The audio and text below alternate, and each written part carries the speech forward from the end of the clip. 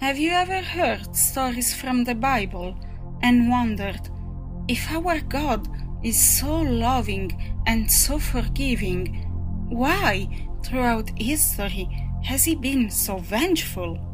Why did He wipe out almost all of life on earth with the flood? Why did He plague the ancient Egyptians time and time again? And why does He still, to this day, allow war and suffering on earth? I have. Have you ever wondered why there is a book, the book, that basically tells us how we must live our lives in order to get into heaven when we die? We must abide by 10 commandments or suffer an eternity of pain, but God will also forgive our sins. This book is full of contradictions and stories about how our all-forgiving and loving God murders, tortures, and abuses His power. Let me ask you, is this a being you wish to worship? Is this a being whose house you wish to move into for all eternity? Have you ever heard of the Satanic Bible? Do you know the 11 Satanic Commandments? Allow me to enlighten you. Number 10. Do not kill non-human animals unless you are attacked or for your food. Number 6.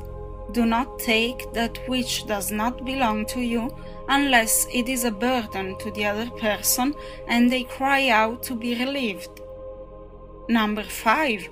Do not make sexual advance unless you are given the mating signal.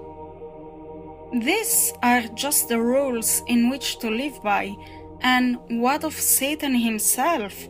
Why, in the same Bible that you worship, did he ever harm a living soul? In fact, when he was in the desert with Jesus, he was actually looking out for him, basically saying, 40 days and nights without food? You need to eat something or you will die. Jesus was willing to die for his God, and God was willing to let him. Satan has never killed. Satan has never brought harm to anyone. Satan has only ever looked out for people. In the Garden of Eden, both Adam and Eve were left naked for a perverted God to see. They knew nothing other than what God wanted them to, and was asked not to eat from the tree of life. But Satan granted them both knowledge and free will.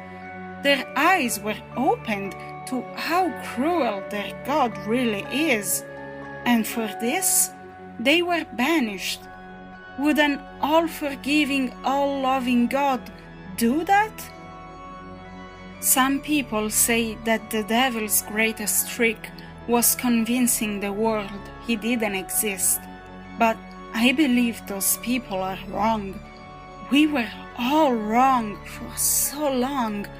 I believe that the truth is this: the devil's greatest trick wasn't convincing the world he doesn't exist, but convincing the world that he is God.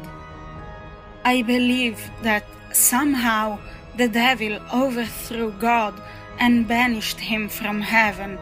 I believe that after this, he assumed both the role and the name of God and left us to worship him, thinking the real God is actually the devil.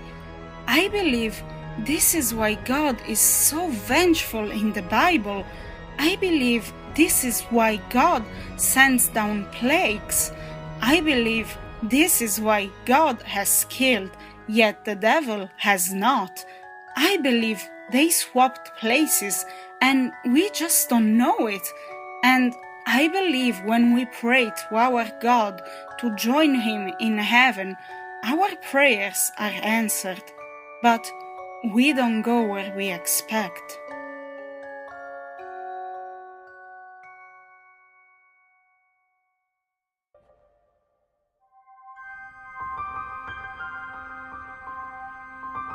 It's in the dustiest books that you may find the best stories.